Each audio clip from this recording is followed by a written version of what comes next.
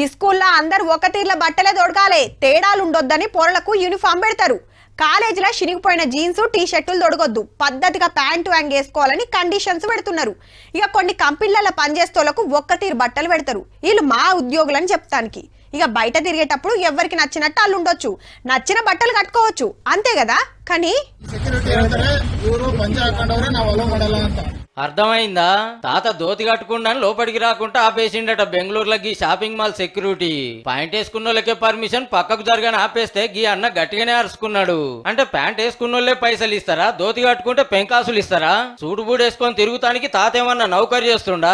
బురదలకు దిగి వ్యవసాయం చేస్తోళ్ళు గిట్లనే ఉంటారని 4 జోబు బిడిచి పెడితే దెబ్బకే సారీ చెప్పిండు. మరి లేకుంటే ఎందుల్లా? రైతులను చూస్తే మస్తు హెచ్చరికం అవుతున్నట్టుంది. మా రైతును తక్కువ చేసి చూస్తారా అని కడమ రైతులంతా ఇలా పంచలు దోతులు కట్టుకొని పోయిర్రు అదే మాళ్లకు. కర్ణాటక అసెంబ్లీలో ఇదే ముచ్చట మీద మస్తు లొల్లి నడిచింది. అన్నదాతను చిన్నతనం చేసినందుకు 7 రోజులు మాల్ బంద్ పెట్టింది సర్కారు. మేం ప్యాంట్లు వేసుకున్నాం, సోప్ టాప్ గా బతుకుతున్నాం అని గప్పాలు కొట్టుడు కాదు, ఊర్లలో పోయి అట్లా బురదలకు దిగితే తెలుస్తుంది. అయినా నేను పండించిన పంటలు నా లెక్క దోతి కట్టుకున్న వాళ్ళకే ఇస్తా, ప్యాంట్ వేసుకున్న వాళ్ళకు తిండి పెట్టినని రైతులు సుత కండిషన్ పెడితే గప్పుడేం చేస్తారో మరి.